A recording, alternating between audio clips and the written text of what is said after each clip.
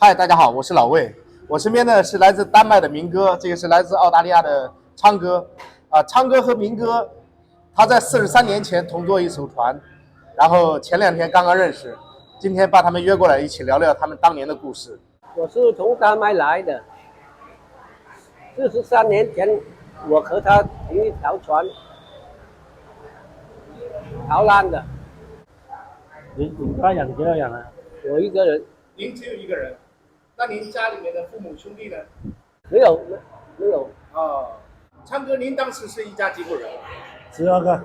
我们家雅比出发的，我们是在内河的，我小时候我记得在内河，在海上行驶了多少天？你觉得30多天应该有。我们的船出到那个公海，国际公海，先到那个文莱，先出公海，然后到文莱。当时我们有很多人跳船，但是被救起来了。有人跳船，我和他都有跳船啊。为什么要跳船？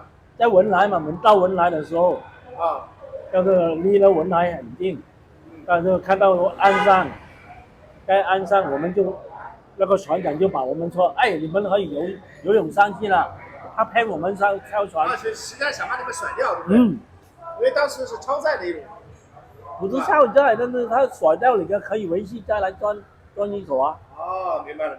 文莱他不收留我们，把我们送回那个大船，拉出公海，去，又把你们送到那个船上。对，就送到船上。就这个过程大概有多少天？1天啊，1天啊，1天。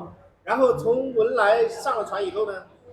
文莱没有上船，文莱是把那个救生艇给你，然后你一个人没力气了，就把你抓上去放在那个救生墙，但是就变成了然后那个大船已经拉去公海了，然后把这个救生船的人丢进那个船里面，船里面人就拉我们回来了。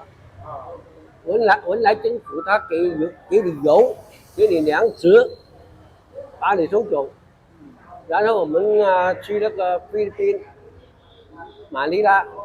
我1个月我就去丹麦了。我有一个亲属在丹麦，我填那个地址，我有一个亲人，他就把你送到丹麦去。他解决如果船上有人在外国有亲属，他解决你去。那您去丹麦以后，您的身份是越南难民。那什么时候给您那个丹麦公民的身份？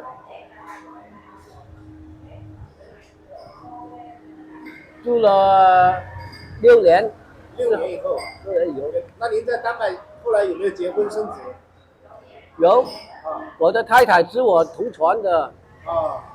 我认识我太太是同船的，然后在丹麦才相识结婚。那您后来有几个孩子？3个孩子。您的孩子来过越南吗？来过1次，他们都长大了，有专业的职业了。那昌哥您呢？您是当时一家12口人，对不对？对啊，我们在船上逗留了大概7个月，才给我们去一个岛上，在一个岛，一个小岛，那个小岛现在叫做 Little Saigon。那个岛上，因为呢留下来也有很多越南人在那边。那您是在菲律宾2年以后才去到澳大利亚？去澳洲以后，您是多长时间生活就比较正常的？回去澳大利亚就他们都安排很好啊。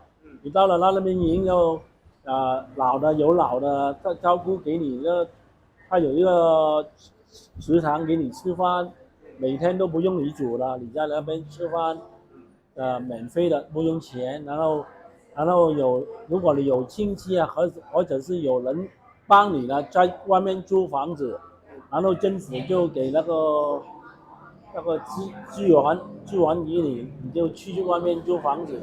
我们两年后就成为公民了。我在那边南澳大利亚是做读书，读了大概3年书。您当时年龄比较小，对不对？ 17岁了。您当时17岁，明哥您当时多大26岁， ？26岁。啊，现在转眼40多年过去了。那您昌哥，您在澳洲后来是结婚生子，您的太太是跟您是华人吗？他是广州来啊，广州来的，她也是他是留学，然后就落户到澳洲。这样。那后来您是有几个孩子？也是3个，2个女1个儿。当时在这个海上的过程啊，你们内心是有什么想法？没有想法，就由天任命，由天安排了，没有什么想法。当时风浪很大的，风浪。就我们的船长是很坏。当时有没有想过，有可能就到不了目的地啊，或者死亡啊，或者永远跟家人不能再见面啊？我们的船上有11个小孩子啊，死了1个。在船走中间，我们是听到有一个小孩子不行了，掉在海里。然后到了菲律宾的时候，两个军船嘛，2个军船有时候给他们散步啊，过去那个军船里面散步嘛。那有时候海浪一动，就有一个女孩子一丢上来，丢在中间那个船，就是碰到那个船边，渴死了，悲剧。印象深刻就是我们在菲律宾没有安排好吃好住，就是在菲律宾，您是待着你每天只有一餐饭，一个饭里面就放一袋的饭，有时候臭，有时候那个饭里面不熟。后来我们包米汤啊，我们在那个船里面有个米很好吃的泰国香米，就包它，然后自己来煮咯。那我听说就是联合国给你们每人每天10美金，后来实际上到你们手上，或者是用在你们身上。我们那么少，我们不知道了，怎么知道那是给多少？你们当时也不知道。不知道，根本就没有给。他是说有时候可能会用到你们伙食上。想不到我们可以再回来越南。其实当时是从来没有在想过能再回来。就想不到啊，前途茫茫啊。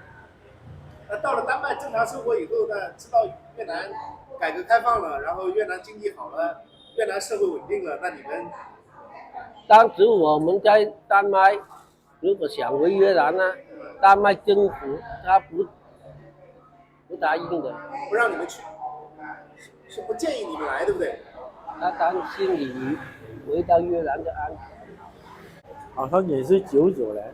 99年退休的吗？不是，然后我是过来玩，回来旅游。99年第一次过来旅游。回到自己的家里看，哎呀，这个家以前我住了，怎么不小的？小的时候觉得房子挺大啊，长大了觉得房子很小。对呀。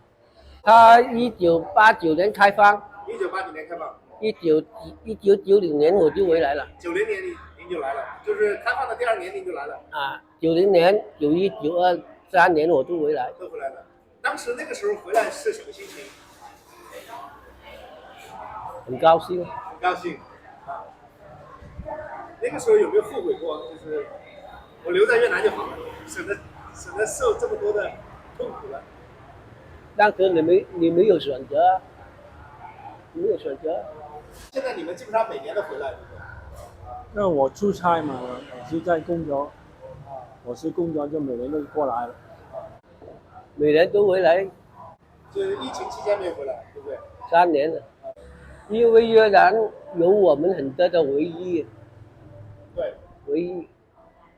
现在的越南那个消费的水准已经提高很多，以前的消费很低，现在的消费是很。现在的越南你们喜欢吗？今天的越南，你们觉得更喜欢澳洲啊，或者丹麦啊，还是喜欢在越南？